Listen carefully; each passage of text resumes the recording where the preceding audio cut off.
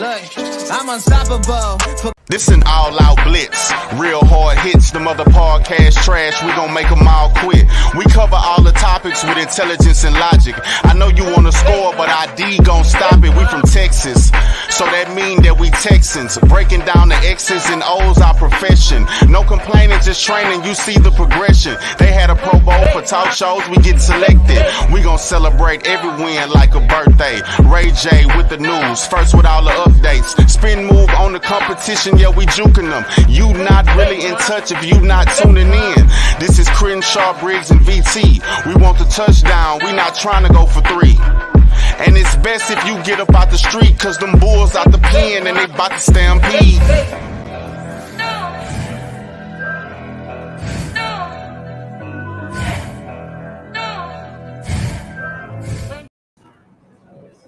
Hey everyone, and welcome to the Texans Fan Battle Podcast. I'm one of your hosts tonight, Matthew Briggs, and as always, I got my amazing trio. But right now, Crenshaw is on his way to talk to us, so he'll be a little late. But right now, with me, I got VT, the space legend. Say what's up, VT. What's going on, guys? And guys, if you listen to 610 down there in Houston, you know this guy very well. We got Mr. Brandon K. Scott with us. How you doing? Man, I'm doing good. It's a pleasure to be on with you guys. I appreciate y'all for bringing me on to have a discussion about the Texans. So I'm doing good. I'm actually at NRG Stadium right now for the Texas Bowl as we speak. And so if y'all hear a little bit of fireworks in the background, that means somebody must have scored. Or if y'all hear some noise in the background, that's somebody from the PR department letting us know of an injury update or where the ball's at or something like that. So this is actually a real life sort of insight into what it's like during a Texans game in the press box when it's actually happening, because basically it's the exact same thing happening right now. Well, maybe one day we'll join you up there, Brandon. Maybe one day, you know. Yeah, I'd love that. We got a whole row at 610, man. So it's plenty of space for y'all, man. We got to make it happen. Yes, awesome. Sir.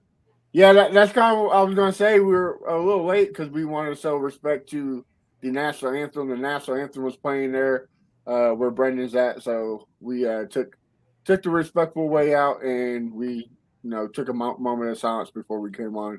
But man, God, do you have a good Christmas? I really did. It was a really good Christmas for me and for my family. It was a busy one because we worked. I worked a lot. I had Christmas Eve. The days leading up to Christmas Eve, we had shows. We've been covering games. Obviously, there was a game on Christmas Eve. The NFL took over the Christmas Day schedule, which the real estate normally belongs to the NBA. But with Christmas Day coming on a Sunday, the NFL came and said, let me get that. And so it was and for me as an NBA guy and an NFL guy, I just enjoyed the entire day. I got to consume all of it. I enjoyed every bit of it. So it was a good Christmas day, sports field, family field, more importantly. And I got 3 little kids too, who were able to enjoy it as well. We've had a rough year as a family, just a number of personal challenges. And I was really glad to see them, at the very least, the kids who have nothing to do with what the challenges are, right? They just have to experience it with us. I'm glad to see that they were able to enjoy it, man. So it was good, man. I hope the same for you guys. Yes, sir. It was great, especially since the outcome was Saturday. Yeah, so, absolutely. Made Sunday feel a lot better, right? A little bit. Well, let's kick it off, man, with some NFL news. We kind of got a lot that is kind of evolving the Texans, so we'll just we'll kind of jump into a little bit and then dive into the Texans part. Nathaniel Hackett got fired earlier this week. Yeah. Brandon, I'll start with you. Were you surprised or not really? Not surprised that he got fired. I was fully anticipating that he would get fired at some point, but more than likely, I thought it'd be at the end of the year. I thought there was a case to do this weeks ago. I mean, there were very early signs of Nathaniel Hackett not being the guy, not exactly being the answer for the Denver Broncos, even in his first year. So I would say I was a little bit more surprised in the timing, but you figure if you're a team, and this is instructive for the Texans as well, I think, especially Texans fans to think about, But if you're a team that's sort of already made that decision, that already knows what the future either is or is not, that this particular coach is not the guy that's going to lead you into the future, then it makes sense to get that head start. We saw the Texans do it 2 years ago with Bill O'Brien. They got the head start. Now, it was a little disappointing that they were the first to fire and the last to hire a coach, and then the one that you ended up being somebody that you hadn't really honestly heard of, right, in David Culley. But that point aside, you kind of understand why, if that's the direction that the Broncos were going to go in, that the timing of it would make sense, that they would want to get ahead of things. And it's not like there was a mystery there. Nathaniel Hackett way in over his head. The Broncos got a lot to figure out. I was just talking about this on the radio with some of my co-hosts and colleagues of like, man, we were expecting the AFC West to be, at least I'll speak for myself, was expected to be like appointment television this year. Like I wanted to watch every game that every AFC West team played, certainly against each other, but whoever they played. And then it turned out to be not the case, especially with the Raiders and the Broncos even more so in a lot of ways. So huge disappointment with Russell Wilson, huge disappointment with Nathaniel Hackett. They have a ton to figure out there. And honestly, guys, I'm not sure how much of how quality of a job that is. And I'm surprised to even be saying that, given the history of the Denver Broncos, given the history of even Russell Wilson prior to this year. You would have thought that would be a job, if it was going to open up after 1 year, that folks should be knocking down the door to get. And now I'm not so sure. I'm not even so sure if that's a job that you want, because you're stuck to Russell Wilson, can't get out from under that contract for a long time. And if you do, it's extremely cost prohibitive. You know, one way or another, it's going to mess you up. So I'm very interested to see not just the fact that they fired Nathaniel Hackett, but what their plan is to replace him exactly, and who that person is that's willing to take on that job. All right. Well, we got Crenshaw gracing us with his presence. So, Crenshaw, I'll jump to you, man. What do you think? We're talking about the Nathaniel Hackett on firing, correct? Yeah, yes, sir. It was time. I mean, since the Monday Night Football game, that's when I knew that he wasn't going to be the coach. I think that they only hired him because they thought it was going to get Aaron Rodgers. Aaron Rodgers. Mm-hmm. And I think once that didn't work, Nathaniel, his time was limited. Now, if it had a good season, like made the playoffs, maybe he could have stuck around. But I think they made the right decision to fire him now so they could, jumpstart their head coaching search. I don't think Sean Payton's going to be the guy. I think they're going to get maybe like Dan Quinn, because Denver like getting defensive coaches. I was actually shocked on the Nathaniel hire, but I think Dan Quinn's going to be the coach over there. All right. BT, what about you? Well, like Brennan Scott said, basically, I knew that he was going to be gone. I just didn't think they would do it now when there's only 2 games left. That was kind of strange because there's 2 games left. So what are you gaining by it? I assume the only thing that, really that they're gaining is that they have more time to look for another head coach. That's the biggest thing. We all knew he was done. Now, the question remains now, who's going to be there? I also do not think it's going to be Sean Payton. Right now, the rumors are that he goes back to New Orleans, which I honestly don't really believe either. But regardless, what's interesting for us is that there are now 3 coaches that lost their jobs mid-season, right? We got Carolina, we got the Colts, and we've got Denver. Does this mean that we are more likely to get rid of Lovie Smith? Because the narrative in the past 2 weeks was that we may keep Lovie, especially since we just got this dub in Tennessee. So I feel like the narrative has been building that we should keep Lovie, even though I think he should be gone. I think both him and Pep should be gone. But I think that now that Hackett is also gone, this could potentially give them a little more fuel to say, yep, we let Lovie go without getting the backlash that I expected them to get. Brian, what do you thought about that on BT's? I think that's a good thought, just in terms of the way that they're comparable. I think is the fact that they would both be firing the first-year head coach, and so and I hate to characterize it like this, but let's not forget the climate and environment in which Lovie Smith was hired in. Mm-hmm. There was a lot going on with the Brian Flores lawsuit, the the allegations of either racism or racial insensitivity, or not considering or giving black coaches the proper opportunity or the proper chance, firing David Culley after 1 year, Brian Flores with his own sort of feeling of how maybe he was slighted and all of that. And so it certainly felt like, as the Texans were about to hire an inexperienced, and obviously Josh McCown played almost 20 years in the NFL, but had never coached beyond high school, and really even that was volunteer work. Like, it was going to be hard to sell in an environment like that, specifically the inexperienced white head coach, hiring him after you've gone one and done with the black head coach.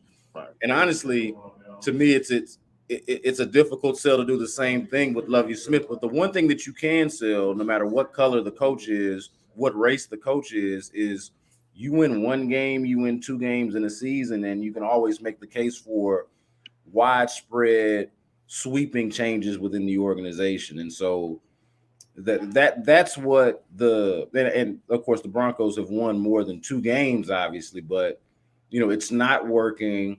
They hit the eject button on it early, and I think that the Texans could very well do the same thing. Now, it is interesting to see. I'm not sure if that story is actually fully written yet, or if we know. I'll tell you like this: I don't have a good sense or a good beat for what exactly the McNair family, Nick Caserio himself, the general manager, what they're feeling exactly about Lovie Smith and his status as the head coach, whether they are putting any weight into these last few games or not. I probably got some thoughts on whether they should and what that would actually mean and how that reflects on the process. I don't love that for the process.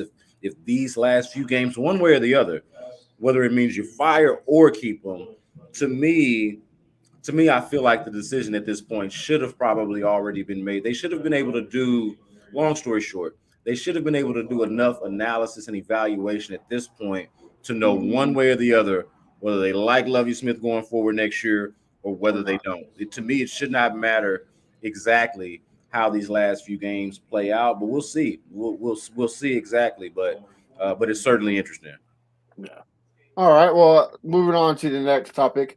A lot of benching this week. You got Derek Carr over there in Las Vegas. Carson Wentz is to make the start in Washington. Brandon, I'll start with you. What benching of the quarterback has you scratch your head the most? Well, I don't know if any of them have me scratch my head, because when a quarterback gets benched, it's normally because of performance and you have a reason to justify it. And I think that you can justify it with any of the guys that have been benched, specifically the ones that you mentioned, to Heineke in Washington, and then, of course, Derek Carr in Las Vegas. Now, Derek Carr is obviously the bigger name, the more established player, has been a staple there for – hell, we're coming up on a decade now. I mean, Derek Carr was drafted, about 8 years ago now, about to be 9 years ago now, pretty soon. So obviously he's been a staple there, as I mentioned. So that's got to be probably the more surprising one. And I'll go back to the point that I made earlier about the AFC West, thinking that, this was an appointment television type of division. Every team, including the Raiders, to me at least, was going to be worth watching every time they played. And like the Broncos, maybe not to as a drastic degree, but certainly like the Broncos, it has not been the case for them in Las Vegas this year. Derek Carr leading the NFL in interceptions at this point, not something that I would have had on my bingo card. Obviously, the quarterback here, Davis Mills, at one point when he was benched, that was the case with him at the time, at least several weeks back, right? He was leading the league, or at least toward the top of the league in interceptions. Didn't play for a couple of weeks, so was supplanted in that. But when that's the production that you're getting from your quarterback, I mean, you can easily justify going in a different direction. Now, I don't really love it, because I think Derek Carr is very central to the identity and the culture there with the Raiders, for better or worse. And I'm really interested to see how they're going to play this going forward in the offseason, if they're going to move on, if the Derek Carr era there is over. I don't know exactly what this means for his future. I'll have to look more into that and give that a little bit more thought. But if we're gonna pick one that's more surprising, it's got to be the more established guy in Derek Carr, who's done some things for that franchise. And you would have felt like, honestly, I mean, they trade for Devontae Adams, his college teammate, his friend, and you think, okay, this was a team that sort of found its way into the postseason last year, and all they really did was add Devontae Adams. And so you would think that that would be an improvement. I know they've had some health issues, but you would think that would be an improvement, and that hasn't quite exactly been the case.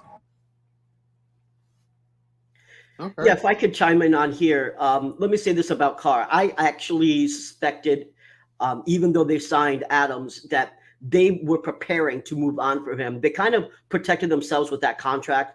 So with the contract, they only have a $5.26 million dead cap. It's very, very little. I don't know another franchise quarterback that ever had a contract like that. And if they get rid of him, they save $30 million in cap space. So it's clear that they want to protect him from injury to try to move on from him, get a late round pick. I don't know what they'll try to get out of him, but contract wise, anyone who picks up that contract can get out of it pretty easily. He could end up being released, but likely will go for a late round pick is my guess. So I'm not necessarily surprised they did this. I'm actually more surprised, to answer your question, Matt, about Washington, because Washington is, in the hunt. Heineke, I think, was doing all right. And Wentz has a history of performing poorly in those big light situations. To use the phrase that Sean Bajani used, when the lights are the brightest, as he said last time when he was on the show, he has a problem. So I honestly am more shocked about Wentz picking up the mantle there than almost anything else. And obviously Tua is not benched, but he's out against the Patriots because of his concussion the third time. So, we've got about, I think three quarterbacks, if I remember correctly. And of course, Ryan Tannehill is not playing again. You're right. Yeah, so, but he's been out last week. You're right. So, yeah, I mean, really, it's really Taylor Heineke that surprises me that he's not getting the start. Otherwise, other than that, I'm not surprised at all. Crenshaw, what about you, brother? Speak to me. Yeah, man, it got to be Derek Carr, man. It got to be Derek Carr. I mean, like, this guy is the franchise. He's been Mr. Raider. He's been there through all the thick and the thin. Like Brandon said, I mean, all they added was Devontae Adams, which should have been way better, and the team took a big step backwards. I don't know if that's coaching or what's going on over there, but it got to be Derek Carr, man. I mean, Taylor, I knew that little hype, that little hype they had, I knew that wasn't going to last long, but Derek Carr, man, this is a phenomenal guy. Like I said, I'll take him in Houston in the heartbeat. I know VT, you don't like that right there, but I'll take Derek Carr next year on the Texans. Easy. Yeah, I agree with you. I'm a Carr guy too. Last year he was putting up some great numbers, led his team to the NFL, and all of a sudden he turned to a pumpkin. It kind of seemed like Josh McDaniels had a little play in that. I mean, you can see, you go back to the history of the teams he led as a head coach. The quarterback really never does anything great. So I don't know. We'll find out. Well, guys, moving on. One of the legends in Houston is calling it quits in 2 weeks. Played his last home game. J.J. Watt announced that he would be hanging up the cleats. I mean, what a career, right? I mean, off the field, on the field, the dude was a beast. I'm glad the Texans was a part of that career. Brandon, talk to me. What's your thoughts, and what made you remember him the most? Yeah, man. Like, where do you even begin with a guy like J.J. Watt with a career like that, right? For my money, and I love Andre Johnson. I'll tell you guys, just in full disclosure, you didn't ask this question, but Andre Johnson is the reason why. Like, I'm from Houston, born and raised in Houston, and I'm gonna root for things with Houston attached to it, no matter what. But Andre Johnson is the reason why I became a Texans fan. I had a little bit of hesitation, skepticism when the organization first started, and was like, I don't know about this just yet. I needed to be sold. I needed to be a little bit convinced, even though I was always going to support. But to go out full on fandom, Andre Johnson was the one that brought me in. But J.J. Watt's the greatest Texan of all time, and I don't think there's even a discussion to be had about it. And that's with respect to Andre Johnson and the career that he had. And so, I mean, that just goes to show you how great of a player J.J. was. Brady, 3 times. real quick before you go on. Sure. We're in this group called the AFC South Fan Battle. It has all the AFC South teams. These Colts fans are saying that Dwight Freeney and Robert Mathis was twice the player J.J. Watt is. Are they on? I mean, of course they're gonna say a thing like that. I mean, I think fandom, and we can be guilty of this in some ways sometimes as well as Houston sports fans, as Texans fans more specifically, of just being biased, of being, just stuck in our own sort of echo chamber and have the blinders on. Just kind of have our blinders on, tunnel vision, and just believe our own BS. And so I think that's a lot of what that is. But I mean, nobody thinks that they would be alone. Let's go outside of their own echo chamber and even leave Houston out of it. Let's not go to Indianapolis or Houston just for the sake of this argument, just for the sake of this discussion. And nobody's going to talk like that. Nobody's ever going to say anything like that. Like, if you guys can remember, and I know you can, going back to the J.J. Watt, the height of the J.J. Watt experience, let's just call it 2014, okay? Not only was he the best defensive player in football, okay? He won 3 Defensive Player of the Year awards in 4 seasons, okay? Runner-up MVP. Runner-up for MVP, and legitimately in the discussion for best football player, period. Like, not best defensive player, not best defensive lineman, not best Texan, none of the qualifiers. Best football player in football was in the discussion. Now, you can quibble with who the right answer is, whether it actually was a quarterback, Aaron Rodgers, Tom Brady. There's a short list of guys that would be on there.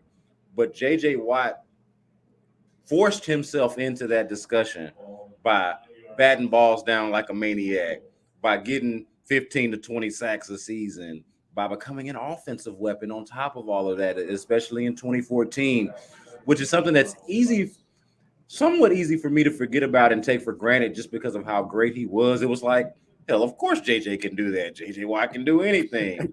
And so I think at some point I was even less impressed by it. Maybe not less impressed, but taking it for granted because it was so normal for us after a while to see it. Yeah. So JJ Watt normalized greatness here in Houston, normalized greatness for Texans, and spoiled us 100%. There are so many memories. I mean, you can just go up and down the list. We've revisited a lot of them on Sports Radio 610 over the last couple of days. Obviously, the welcome to Texans lore moment would have been his rookie year against Cincinnati, the pick 6. And I don't even know if then we fully realized or understood. That's what started off right there. But and that's what started off. But I don't think we knew at the time exactly what we were getting ourselves into. At least I'll speak for myself again. Right. I didn't know. I didn't anticipate it. And then sure enough, I mean, he goes on to become one of the greatest football players to ever walk the face of the earth. The guy should be able to moonwalk into the Hall of Fame once that time comes if he wants to. I've been saying this, guys. This is kind of my main takeaway. And I don't even think this is a hot take. But, like, unless the committee wants to, the Hall of Fame committee I'm talking about, unless the John McClanes of the world and everybody, all the dignitaries who are a part of that, like, just want to go out of their way to do this J.J. Watt presentation thing of, like, the case for J.J. Watt to the Hall of Fame, unless they just want to do that as an intellectual exercise to honor J.J. Watt for their own edification, whatever the reasons are, go ahead and do it. But it shouldn't be necessary for a player like that. Like, can you imagine somebody trying to sell you on the case for J.J. Watt, the Hall of Famer? What an absolute waste of our time. Just put the guy in the Hall of Fame. We ain't got to really talk about it if we don't want to, unless we want to. But like guys like J.J. Watt, Tom Brady, whenever he retires, imagine that. Imagine we sitting up around at a table and gonna pull a packet out and I gotta sell you on JJ Watt. Well, I mean, you on Tom Brady. That's ridiculous to me. Just put him in there when it comes time and let's go on. Lawrence Taylor had pretty much the same career, just a little bit lengthier. Yeah. I mean, he was first ballot Hall of Famer, so yeah. I mean, some of these first ballot guys, the conversation just feels like life is too short. What are we doing? What are we talking about here? So Lawrence Taylor, JJ Watt. Right. Before I move on to VT, real quick, does he sign a one-day contract to retire with the Texans? Yes or no? I wish I knew the exact answer to this, and in full disclosure, I've got a way to contact JJ Watt, and so I've actually reached out to try to see what his response might be to such a thing. As you can imagine, he's been really busy. He has not gotten back to me on this just yet.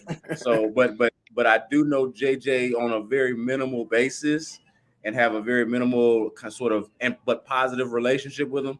Would love to hear from the horse's mouth himself. But if you're just asking me to guess, I would say, why the hell not? Like it just makes a lot of sense to do.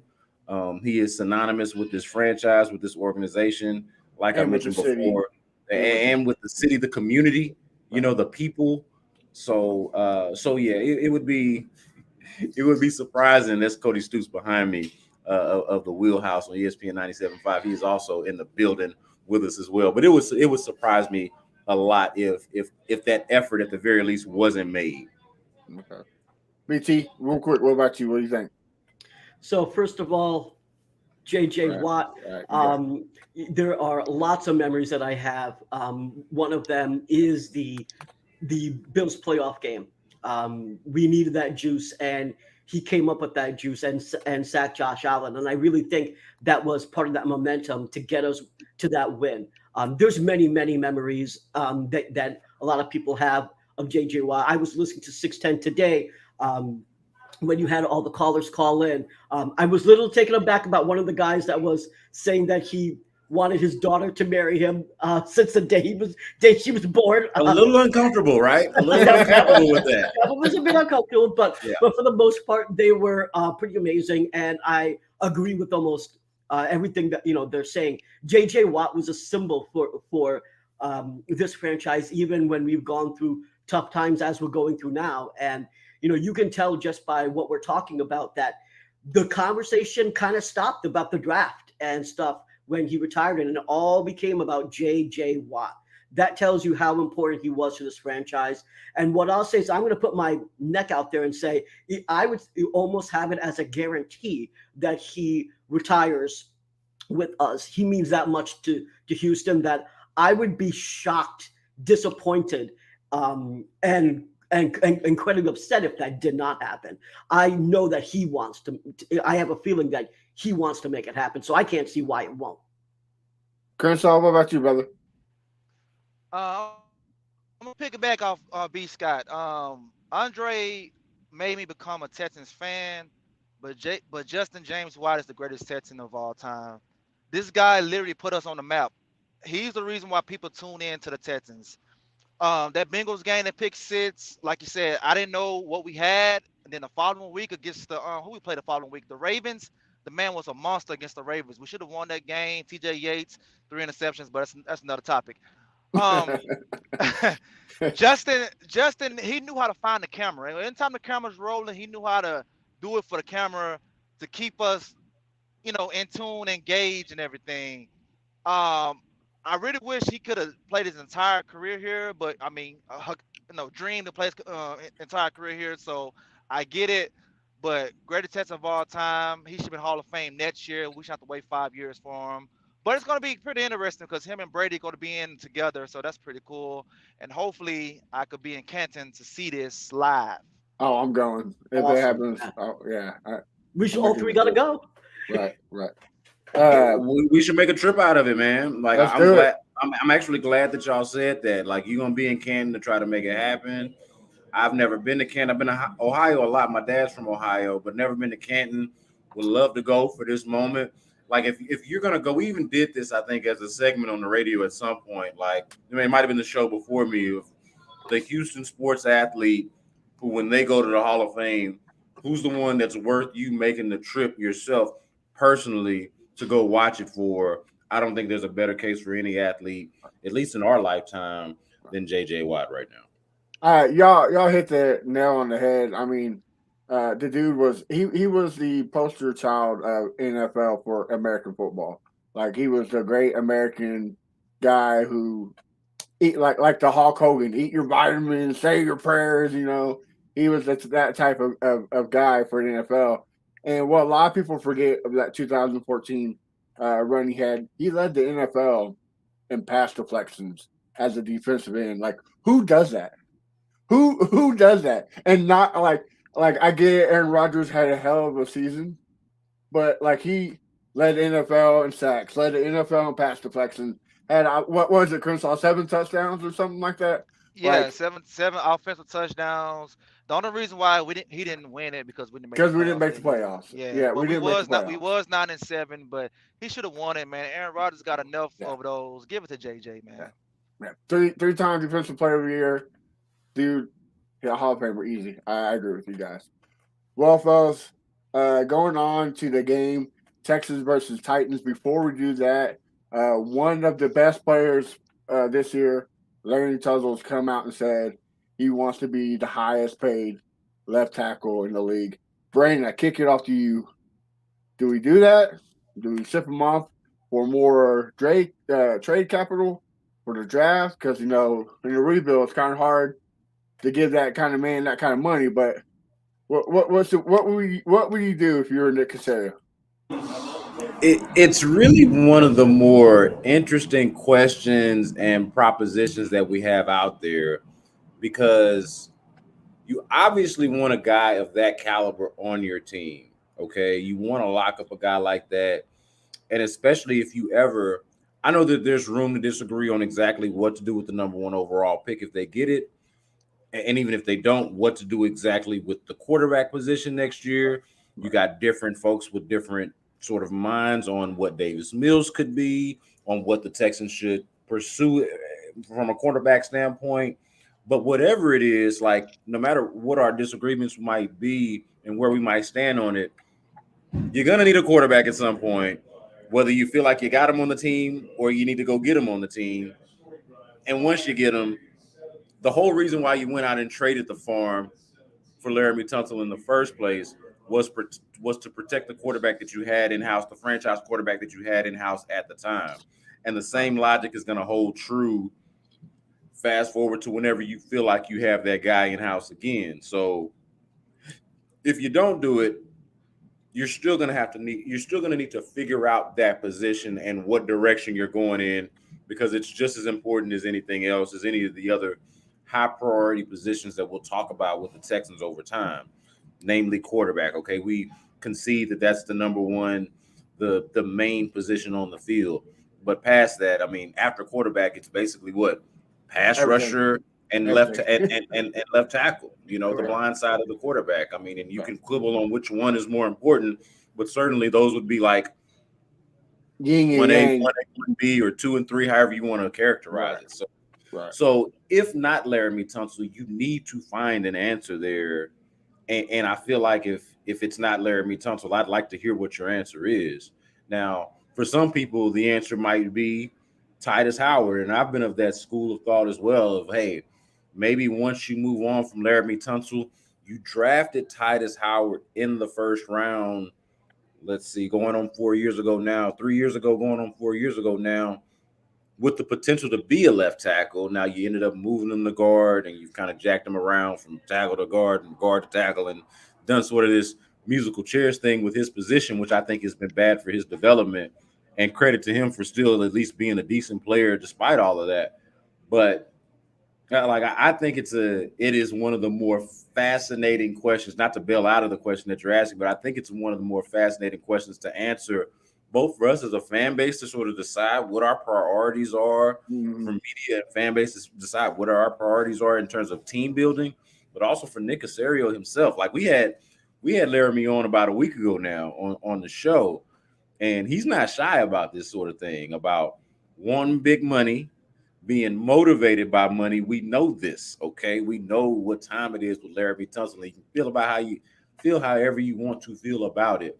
But Laramie Tunsil is here to get paid. He's going to go out there and play at a high level. Now, the false starts and some penalties here and there are going to be part of the experience, but he's going to go out there and play at a high level. And in turn, that man is going to expect to get paid. And the story that my colleague, ESPN's DJ Bieneme, had on the website on ESPN.com today was that he wants to reset the tackle market. And that is of no surprise. He essentially said as much when he was on with Landry and Landry Locker and John Lopez on In the Loop again last week on our station on Sports Radio 610, that the man is ready to get paid and that he's going to negotiate his own deal, and that's what he's looking for. Yeah, man, I would do it because, and this is just me talking, I anticipate that they will go in a different direction at quarterback. But even if they don't, even if they believe in Davis Mills, my man needs somebody to protect his blind side. Whatever they do at quarterback, they need a dude, either Laramie Tunsil himself or a guy like that. And I'm not sure if they have the exact plan. I'm not sure what they exactly think of Titus Howard, if they view him in the same light as I do. And there's plenty of room for disagreement on that, on whether you think Titus Howard could be your franchise left tackle. I'm just sort of spitballing there because it seemed like they drafted him with that potential. And from what we've seen of him when he's played left tackle in limited snaps and a limited sample size, dude's been pretty good. So I mean, not Laramie Tunsil level, obviously, but there are some business decisions to make there. I would just go ahead and do it. Number one, just to say, because the Texans are going to have money now. Like we're past the point where they're in cap hell and they can't really spend any money. Now, maybe fans want to go see them spend money on somebody else, on different players, on newer players, but this is a priority. They do have the money now. They also have the draft capital to address other areas if they want to say, hey, we don't want to use one of these premium picks that we have coming up in the next couple of years on a left tackle when we already have used, mind you, a number of premium picks to go get him. Plus, we've paid him once. Why don't we just go ahead and pay him again and use these picks to go and supplement the rest of the team? That, to me, makes more sense. Mm-hmm. Crenshaw, what about you on the Tunsil? Well, like B. Scott said, he's motivated by money, and I think that's the reason why he's playing his best football. But if you think about last year, what he missed 11 to 12 games, did any of us miss Tunsil last year? So I feel like that we can still be a good team without him. I will put Titus Howard there and get another guy on the right-hand side. Heck hasn't been playing bad. Heck has been pretty good the last couple of weeks. Yeah, Heck must have been training with his dad or something, because he's gotten way better.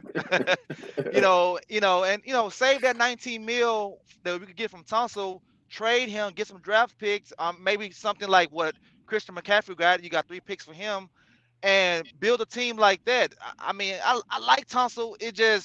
I feel like once he gets paid, like right now he's saying all the right things. Once he gets paid, it's going to go back to like, I'm going to half-ass it out here. And I don't want that for the squad, man. So that's my take on Tunsil. All right, BT. We know you're staying, but go ahead and tell. Well, you know that me and Crenshaw are like the tame version of Shannon Sharp and Skip Bayless, right? Very rarely do I say that there is a decision that is so easy to make that it would be foolish to make another decision. I know that a lot of people say that about drafting Bryce Young, that it's an easy decision. My last article, which, by the way, go to TexansFanBattle.com and read it, which is why the Houston Texans will not draft Bryce Young. So, but on this decision, it is absolutely ridiculous in my opinion, not to extend Laramie Tunsil. He is the second, if not the best pass protector in the league. He is a phenomenal player, and I understand the concerns about his commitment level because he did, quote unquote, quit on the team last year. I was very upset about that as well. So that is a valid concern. However, we will be drafting a quarterback. Now, I don't think it's going to be Bryce Young. My personal opinion is that it will either be Will Levis or Anthony Richardson. It could be someone else, or we could grab a vet. Either way, that quarterback needs protection, and you would want to give your quarterback the absolute best possibility to succeed. In addition to all of that, who else are we paying? Right. We're not going to be paying Brandon Cooks. He's gone. So if you think about it, the only big money that we have to dish out is Laramie Tunsil. Titus Howard is probably going to expect $16 to $18 million. So if that, I don't know if that happens necessarily, but if you think about it, we have 2 players on this entire squad that needs big money. And if you don't pay your best player that will essentially could be a Hall of Famer, I think it would be a Bill O'Brien level a mistake not to extend Laramie Tunsil. Oh, okay. I love it. I think getting wide receivers is helping out your quarterback over getting, paying Tunsil. I just feel like I don't know, man. He's good, but he's not that good. BT, he's not that good, bro. He's pretty good though. He's pretty good. He's pretty good. But he's pretty good at one thing. He is all pro. But okay, what about his run blocking? Is he good at that? He's not elite at run blocking, but he's elite at pass protection. I want to let me actually jump in on that, because to me that was the biggest question mark on him as a player, and more than anything, it's not like is he good at it or is he not? Is he committed to it? Will he do it? Will he get in there and mix it up? Because like y'all have seen Laramie Tunsil, like the dude is just like physically special, kind of similarly. This is the only comparison I would make between him and J.J. Watt. The only one, okay? They are, for guys that size, playing in the trenches along the offensive line or defensive line, they are somewhat physical anomalies. Like physically, I won't say anomalies, but physically special specimens, okay? And Laramie Tunsil is right along in that ilk. When he commits to it, when he really tries, when he's really bought into it, yes, he is and can be good at run blocking. Sometimes my man just don't seem all that interested in it. And I think that's, speaking to Crenshaw's point, I think that's a legitimate concern. He's kind of a mixture of J.J. Watt and Javion Clowney. Like, he has the potential to be great, but is his work ethic there? Yeah, exactly. Yeah. Is that motor exactly right, what you want it to be? But I don't know, man.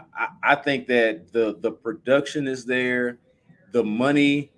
Like I see what Crenshaw is saying. Like maybe just use that money somewhere else, and maybe you can like just better allocate the resources and figure it out. I will say this: I've never thought that you needed, and this was my objection to trading for him in the first place, or at least not trading for him necessarily, but giving it up as much as they gave up to go get him or to go trade for him from Miami.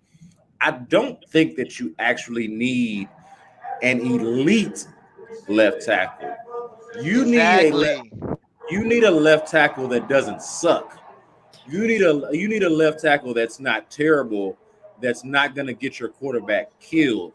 But I don't actually think that you need a left tackle that is as good as now. I do think Laramie Tunsil is great and like really, really good to great. But I don't think you need a left tackle that is necessarily that good.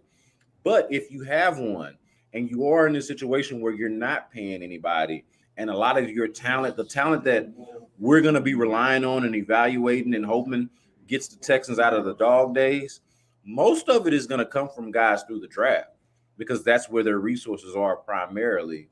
And so they're able to spend this money. The question is, where should they spend it? And Laramie Tunsil is not I don't think Laramie Tunsil is a bad place to spend it, right. But certainly I'm fascinated with the idea of, and this again, just me talking, fascinated with the idea of replacing him with a left tackle that is, again, doesn't suck, but isn't quite as good as he is, and therefore is not quite as expensive as he is. I am intrigued by that possibility, and I'm curious to see what Nick Caserio's strategy is going to be. Well, the only thing I'll say something real quick about it, and we'll move on. But the only thing that kind of has me enticed of trading him is this draft is probably one of the best positional player drafts we had in a long time. Like, there are great players all throughout. Defensive ends, linemen, cornerbacks, like they're all spread out. Third round, second round, fourth round. Like, it's very rare do you see a draft like this deep of players that are going to be good and make an impact. So, it's a gamble. I mean, just like Crenshaw said, we signed him. He's like, all right, cool. I'm going to go sit back down for 14 games and collect this paycheck. Or, we go out and get a guy and he is a bust. He's the next Isaiah Wilson dropping his mixtape. Like, it's a gamble. So, either way, I'm happy with it as long as it makes my team better, Jumping to the game, 19-14. Brandon, tell me what was your thought of this game? What was the highs and what was the low of this game? Man, I'm not gonna lie to you. It feels like so much has happened since that game was played. Like Right. a whole life. It feels like a whole life has been lived. You feel me? Like it really does. But man, first of all, I was surprised to see how well they competed under such circumstances. I mean, you're talking about the cold. You're talking about the hour-long delay. You're talking about going up against a team where their formula to beat you, I think, fits perfectly into the environment that they were playing in. Cold weather, wind was going to be a factor. Throwing the ball was going to be somewhat of a challenge. And why even try? Rookie quarterback making, limited starts. It made his first career start just a month and some change right around there prior to that, and we saw what that I think it was like. last time we played us was his first start. Correct? Yeah, that was his first. That his first career start was against the Texans right here on the other side of this window that I'm looking at right here at NRG Stadium. And if y'all remember, they had my man throwing the ball one time in the second half. They ain't trust my man to do nothing. They might as well have one of us out there running the offense. That's the way that they played it. Like, hey, man, we just hand that bad boy off and make good reads. Don't turn the ball over. Don't drop the ball. Don't fumble the snap, and we'll be all right. So going from that to this, I thought just the way that the Titans are built, that they were sort of perfectly positioned to win a game like that, to punish the Texans in a game like that. If I'm being honest with you, like I was a little worried about it because I'm like, man, the Texans don't really tackle all that well, and the Titans ain't gonna really be throwing it all that well because they got Malik Willis out there. It's cold, it's windy. Like, this is just gonna be painful.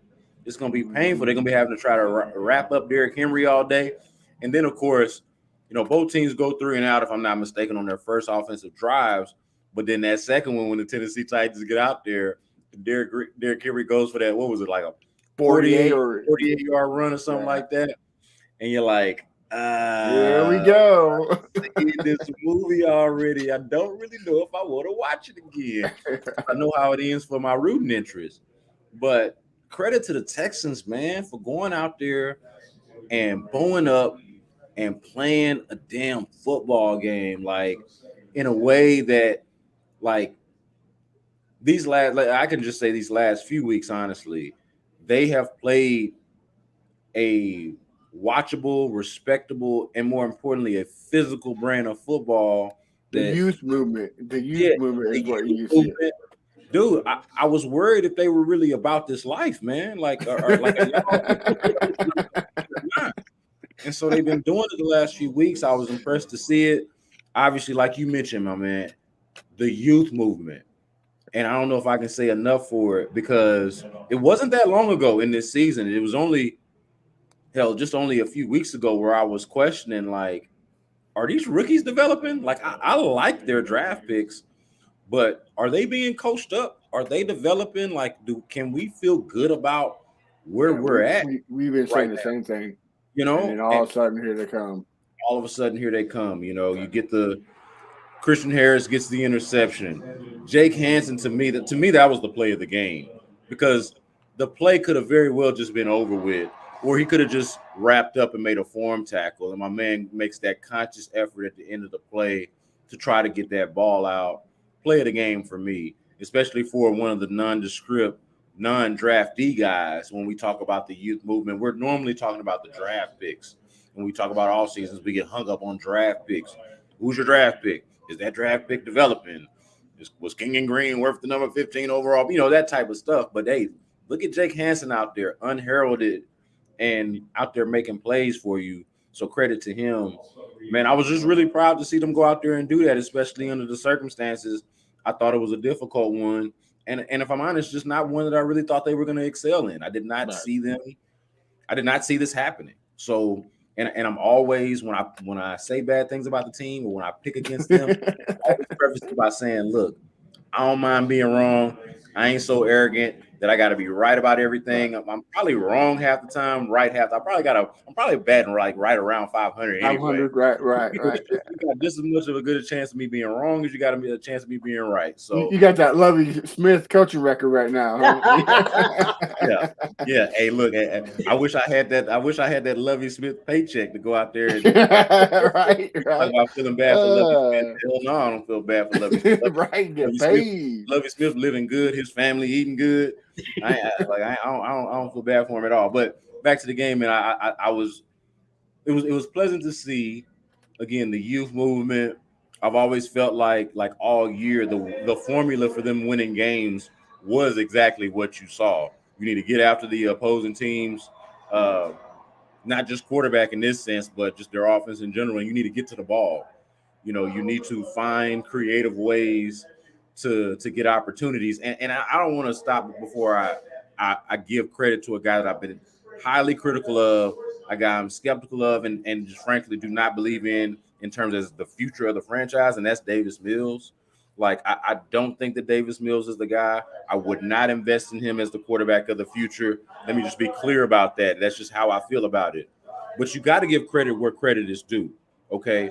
And Davis Mills, over the last few games, has had his moments. He's had some bad moments, okay?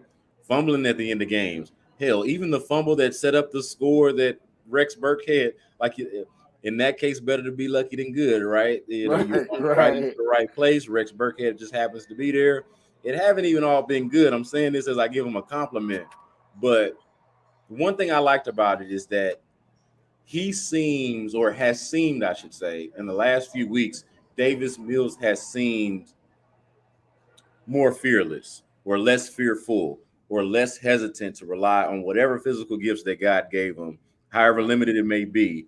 Like, he seems to be trusting that a lot more. And that's all I've really ever asked of him, especially this year, is to, man, trust yourself. Go out there and play, man. Like, you're a third-round pick.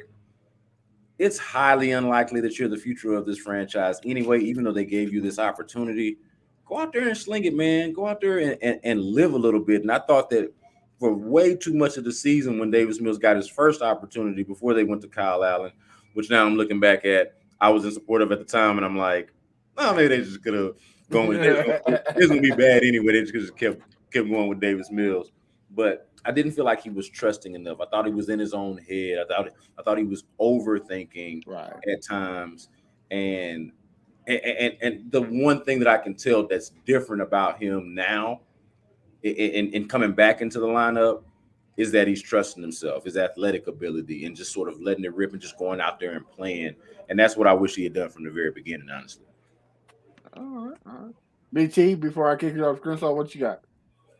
So, speaking of giving credit where you normally don't give credit to a guy, I got to shout out to Lovie Smith here. The defense balled out. You mentioned, B. Scott, about Jake Hansen, and he didn't have to strip that ball out, right? He could have just wrapped up and let it go. But it was Lovie Smith's insistence of takeaways, where we actually got that. So, everyone that's listened to this podcast knows that I've been on Lovie Smith for the past month or so. I got to throw him up to here. The defense balled out. Jalen Petrie, who had a couple bad tackles, missed tackles in the beginning, he adjusted. He ended up having a pretty good game, leading the team in tackles again. Double O showing up with 2 sacks. It was weird that you didn't see the normal dudes balling out other than Petrie. Right, we didn't have Jerry Hughes making a lot of plays. Collins didn't make a lot of plays, but you got Hansen. Bernard with a huge hit in the backfield against Derrick Henry. That was huge. Yeah, Bernard had that huge hit. Shout out to the Titans for not even blocking him. But right, but I'll take it. 4-yard tackle for loss. That was a great play. So these are players that we have not seen make plays really for the most part all year. And they made plays in this game. And I will say B. Scott, I called this game. I said it was going to be 17-14. It ended up being 19-14. So it's damn close. It's interesting what they did in the previous two games, the Titans, now I'm talking about, they continue to do here, which is they stopped running Henry. And I don't understand necessarily why. He's been 17 carries for the Jags, 21 against the Chargers, 23 against us. And I see that as a trend. And now he's out, or at least doubtful. So I think he has had some injury issues in the past 3-4 weeks, and he was playing hard still. Well, but that's what I saw, and we took advantage of that. This Sunday, they're sitting their whole team because they're getting ready for the only game that matters to them is the Jags game. So that's why they're sitting all of them out. So I believe that to some extent, but why would against the Chargers and the Jags earlier on did you not use him in the fourth quarter? If you watch those games, every second half, even with us, he fumbled the ball, and it changed. It changed the momentum. Like the Jaguars were getting their break speed off by him. I mean, Derrick Henry was running almost 200 yards a game on him, and he fumbled that ball, and that's when the Jaguars jumped all over it and took advantage of it. So I think that's why. But okay, fair enough. I mean, he did have a fumble here too, right? So all his fumbles happened in the past month. Yeah. Crenshaw, bust them out. Get those flaming hot Cheetos ready. What's up? Get spicy with it. Well, first, I got a question. This is for all of y'all. Okay, so on that, first of all, I'm with you, B. Scott. I don't think Davis Compton Mills is the guy at all. And I think by him sitting down and coming back, that's making him better. Same with last year. But on that fumble, wasn't Rex Burkhead out of bounds first? How was he able to be the first guy to touch the ball and be a touchdown for us? Well, as long as you reestablish, and they explain that on the broadcast too. Like as long as you reestablish, then it's a perfectly legal. Texas PR looking at me like, what the hell is this guy got going on over here? As long as you reestablish and you're back in bounds, you're perfectly allowed to do what he did. And so, and I think he barely reestablished. Like you can even it was real quick. You can have a debate there, but the explanation is that he reestablished, I think. Oh, okay. And we usually don't do game balls on this pod, but I'm gonna give him the game ball to 0045 because I can't pronounce his name. So I know he's from H-Town. How you pronounce his name, VT? Oh, hey, it's Obo Okoronkwo. Now, how you pronounce his actual real first name, I don't know, but he just goes by Obo for his first name. Obo, okay. So it's Obo. Obo is easy enough, and that's what we all just call him. Just call him Obo. Okay. But it's Obo Okoronkwo. That with him right there, he's really been playing pretty good. I think we should bring him back. But the game was good. I mean, after that long Derrick Henry run, they kept them intact. Maybe that was more of Vrabel just not running, Henry as much. But like I said, I'm gonna give Compton Mills some love. He went 9 for 9, had a touchdown and everything. That was his highlight moment, but I still think he sucks. But but overall, the defense played phenomenal. Petrie, man, great game. Petrie, Harris, great game. Hansen, great game. It was just a great game, all over. And I felt for the fans, even our fans, that had to sit outside and watch that game in the cold. It was cold as hell. It was cold as hell. But hey, I can't wait for the Jags game on Sunday, man. Yeah, my only thing is I know the Texans are the one of the least penalized teams in the NFL. Like they turn it around completely, which I appreciate that. But guys, quit getting a penalty when you score a touchdown. It seems like every time they score a touchdown, it gets called back because of a penalty. Like, come on, guys! Like, give me a break. Quit giving me a heart attack. Like I'm already bald enough. Like, quit giving me a reason to pull my hair out. But like I'm piggyback off BT says the tackling was sloppy in the first half. Lovie Smith did a great job of saying, "Hey, let's wrap up." I think the only time that we didn't tackle great in the second half was the Malik Willis touchdown. It seemed like he was playing pinball on us, just all over. But what was it? I want to ask you a question, guys. Everybody's saying that the slap in the face mask was face mask, and I think Malik Willis was kind of doing his best LeBron James, impersonation of flopping. But what was it, a clean hit, or what? What do you think? B. Scott, I'll start with you. You think it was a clean hit? Yeah, I think it's one of those where I'm glad that it went the way that it did, because it truly is one of those where you could make the argument either way. So if it had been called the other way, if there had been a flag there, it would have been hard for us to really make the case of, well, nah, not really. That's a clean hit. You know what I mean? But since the call wasn't made, you could also say, well, he hit him, but he ain't really grabbed the face mask. So it's one of those real subjective calls that, like, it's one of those where you can see why this isn't something that would be challenged, right? Or because it's subjective. It could be all four of us could have a different answer to the question, and still be reasonable minds. You know what I'm saying? So that's kind of how I looked at it. A reasonable minds can disagree on that. I thought he just hit him, and you just kind of play on. Sometimes, okay. And I'm a basketball guy too, so y'all have to forgive me for a basketball reference here. But sometimes when you have a collision and a bang bang play, you just got to play on. You don't bail out the defender and call a charge. You don't bail out the offensive player, or let it play. Either way, you just let the guys let them play. Let them play sometimes. Yeah. All right, guys. Well, before we head out here, wait, hold on. That was Malik Collins, right? They did that. Yeah, I thought it was was it? Okay, I thought it was Lopez, but all right.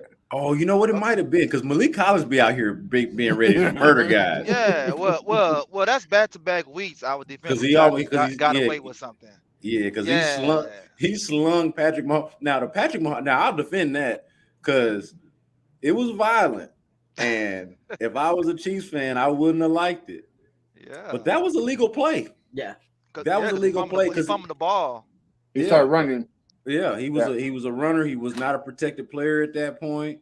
And to Patrick Mahomes' credit, we had him in the post game, and we got to ask him about that. And Patrick Mahomes was just like kind of a G with it. He was like, "Look, that dude threw me pretty easily, and next time, like, he didn't try to like, make an excuse for it. He said, next time, I'm gonna try to avoid that guy." Good stuff. Well, guys, before we end the show, real quick, let's talk to the Jaguars at the Texans. We got our first win couple months back. B. Scott, real quick, what is your prediction of the game, and do we walk out with a W? Man, so I did this segment earlier on the radio. And just in case anybody doesn't know about me, and just sort of how my general get down is, I'm not here for tanking. I'm not a tanking guy. I don't like it. I tell people also, like, in real life, I'm here for a good time, not a long time. So, like, I hope that we're all here together, live and well and healthy, come April when the draft comes and we're talking about draft picks and all of that and having a good time with it. But man, life has humbled me in a way that I can't tell you for sure that I'm gonna be here in April, or that either one of y'all is gonna be here in April. We just don't know what it's gonna be like. I like living in the moment. I like having moments to celebrate, to feel good the following day when your team wins a football game. To me, that there is value in that, especially given how short life is, and not to make the podcast super serious or bring down the energy or anything. But that's reality. Like, we not promised nothing. So as far as my football team goes, something that doesn't really actually matter in the grand scheme of things, like it just matters to us personally, I want to see the team win. Okay, like that makes me feel good, and I will never apologize to anybody for feeling good on any given moment for any given reason. But that being said, man, it's not really healthy to win this game. It's not. It's just not like. And not to contradict myself. And again, I said all that to say I'm not really oriented in this way to just be like constant evaluator and like, hey, well, we need to do this so we can do that, and just like means to an end guy. Like I want to have a feeling after the game, and for that feeling to be good. So from that standpoint, of course, you want to win the game, and I do feel like. Well, not even I feel like. Let's just state the facts. The Texans have the Jaguars' number over the last few years. Like if there's anything we can say as a Houston sports fan base, especially as football fans, especially as Texans fans, it's that part about owning the Jaguars. Come hell or high water, for better or worse, they have owned these guys. And so from that standpoint, it's hard to honestly envision them not winning against the Jaguars, especially at home, especially here. So you figure, okay, that's got to happen. But when you evaluate it for what it is and what the Jaguars are and what they've just been an excellent football team over the last, let's call it 4 to 5, 6 weeks or so, however long it's been since they've sort of picked things up. Trevor Lawrence has started to figure things out. Always did like the pairing with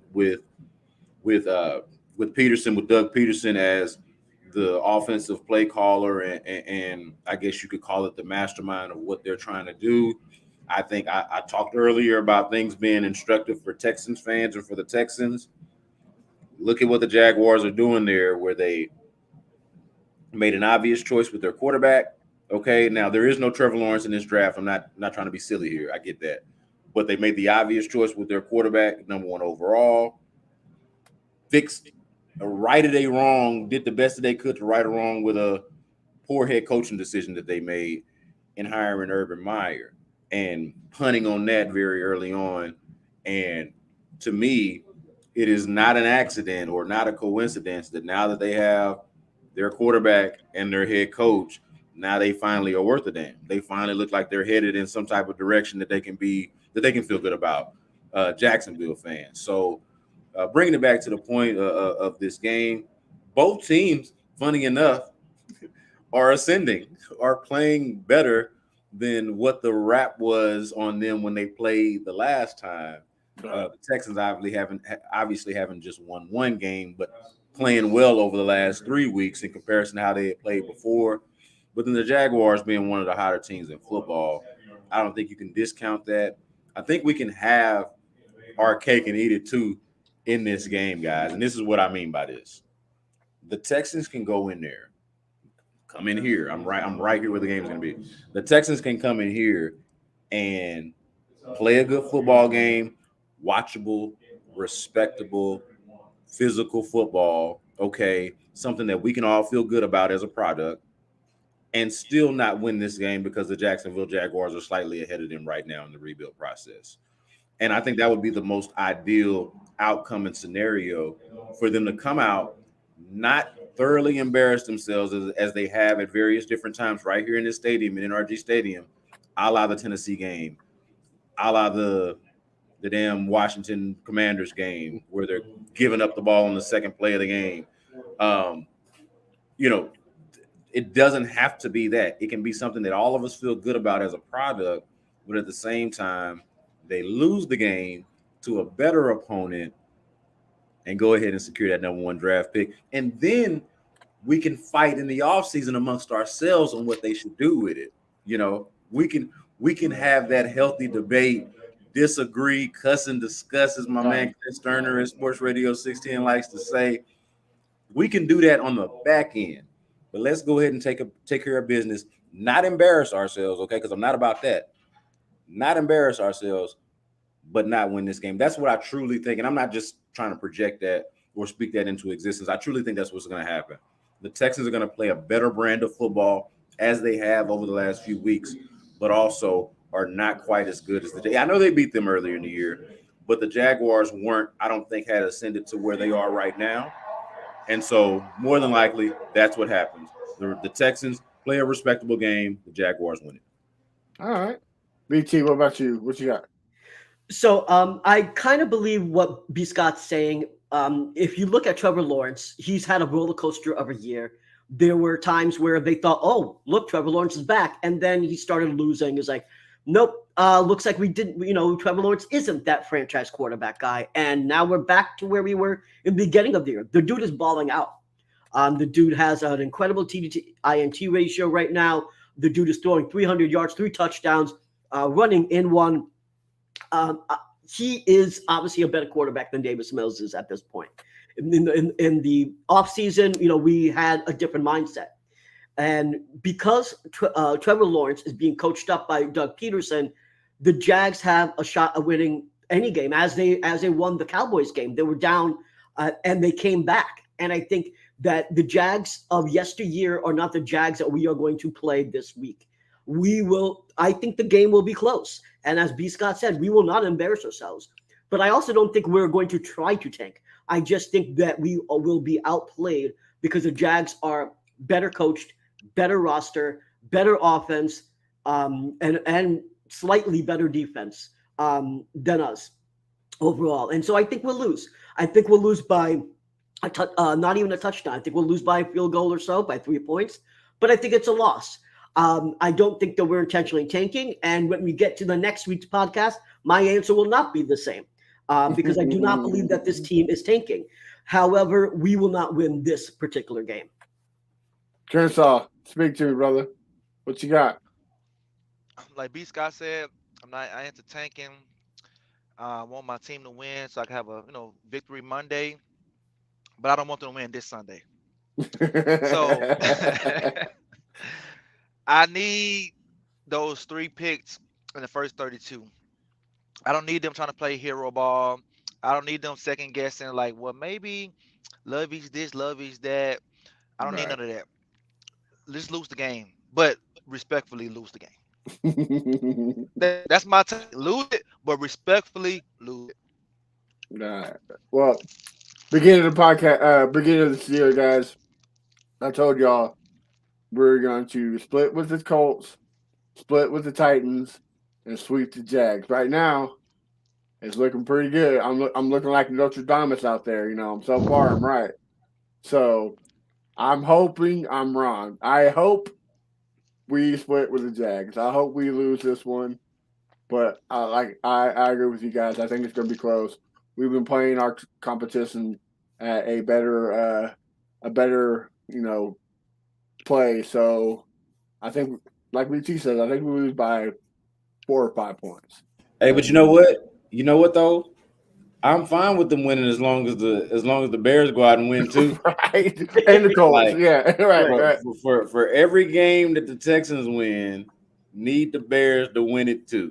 Now ideally, at least for the number 1 pick purposes, Texans lose, Bears win, and then that last game is far less stressful because if we were having this conversation a week from now, and if y'all were to ask me what do I think is going to happen with that Colts game, I think they can win that bad boy. Mm-hmm. Nah, I think they can win that one. So we don't need to win that one either. Really need them to either lose this one, preferably lose this one, Bears win, no conversation. But if they do win, if they do beat the Jaguars, I need the Bears to win out, baby. I need the Bears to do their part for sure. Same. Well, guys, what a great episode. Brandon, man, thanks for coming on. It's a pleasure. We're definitely gonna have you back on. Tell the folks where we can find you on social media and what you got working on. Yeah, so I'm at Brandon K. Scott on Twitter. I am at B Scott from Hiram Clark on Instagram. That's where you can find me. That's Clark with an E at the end. If you are not initiated, if you are not from Houston, that's my hood. That's where I'm from. I love it. So I'm repping over there. But other than that, I do the B Block podcast weekly.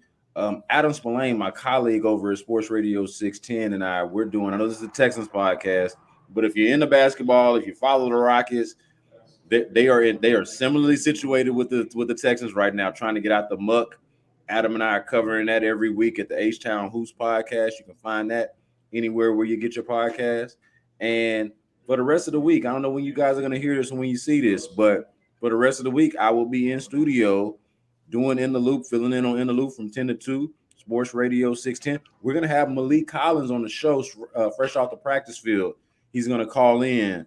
So if y'all want to check that out, that'll be Thursday. I'm not exactly sure what hour, but the show is from 10 a.m. to 2 p.m. Some point during the show, if you listen, we'll let you know exactly when Malik is going to be on. But Malik Collins is going to join us on In the Loop on Thursday. So make sure y'all check that out.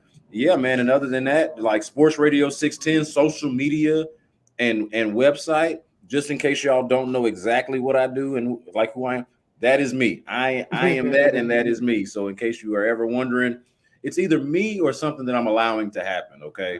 So like it's either something that I'm doing or Tyler Miller or in Landry Locker or somewhere in the background causing some mischief that I've authorized in some sort of way. So it's one or the other, but make sure y'all are checking us out, no doubt. Well, Brady, you need to give him a shout out. Tell him that the guys at the Texans fan battle love him, and you know we love the hit on Patrick Mahomes. So you know, yeah, give us some love from us. We will for sure be discussing that hit, no doubt about it. So look forward to that, and also in case I didn't say this earlier, man, thank you guys for having me. Yeah. It's an honor to be considered for stuff like this, for y'all to think of folks who do we want to be on the show. And for my name to come up, man, that means a lot to me. So it's an honor to have you on here, man. Think of me anytime, and I'll do it for sure. B Scott, I got two things for you. I mean, you can answer it on the show or once the show's over. One is Jack Yates still the best high school? Yeah, you know what? for my money, and I'm assuming with you being Fifth Ward that you a Wheatley guy. But I actually went the Wild Trip. Even though I'm from Fifth Ward, but I went the Wild Trip. Hey, and look, and I'm from Hiram Clark, and I too went to Wild Trip. Okay, I finished there. I went to Yates. This is a real long story, not for the podcast, but I ended up at Wild Trip. Long story short, because I was getting into too much trouble, and they needed to send me somewhere where I wasn't as familiar with the lay of the land, and they like, well, we're gonna send his ass to the north side. He don't know what's going on over there. I graduated from Wild Trip in 2007. Okay. I came out in 2002. Okay, yep, you're a little bit before me, but yeah, I came out of Wild Trip in 2007. So it's funny, we from different hoods, but we ended up in the same place graduating. Yeah, that's crazy. Both Wild Trip cats. Yep. Wild Trip class 07. And the second thing, how was Beaumont Enterprise?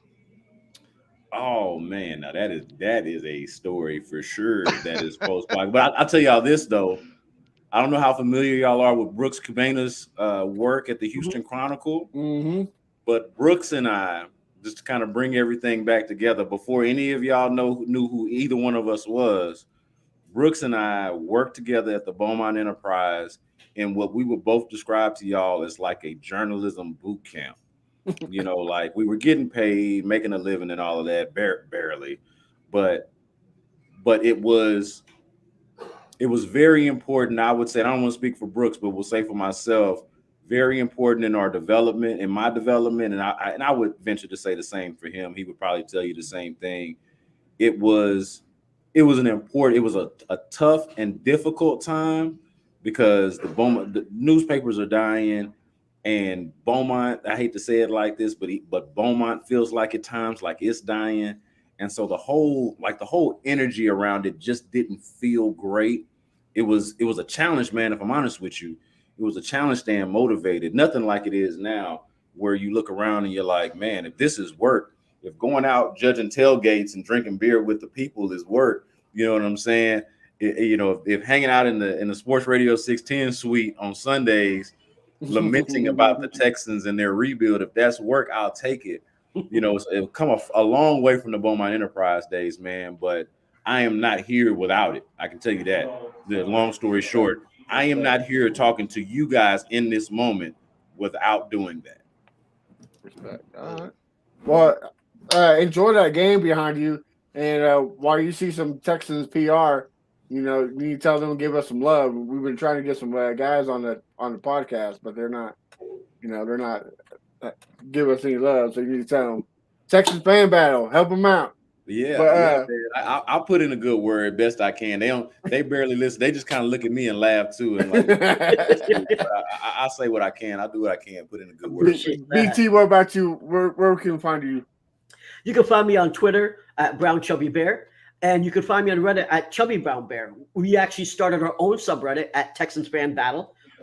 So it's not so you don't have to go to just the Texans subreddit. You can go to the Texans Fan Battle subreddit. So we started growing it, and it's about almost 50 users already. I'd like to grow it in the next month or so to like 500 people. So go on Reddit and join that. You can also go to TexansFanBattle.com and read my latest article. Trust me, I have a point. I have an argument. I'm not just hating on Bryce Young, but the last article is titled "Why the Houston Texans Will Not Draft Bryce Young." Oh, great stuff. Crenshaw, where can we find you at, brother? Man, you can find me at Fifth Ward Crenshaw, Instagram, Twitter. That's where your boy gonna be at.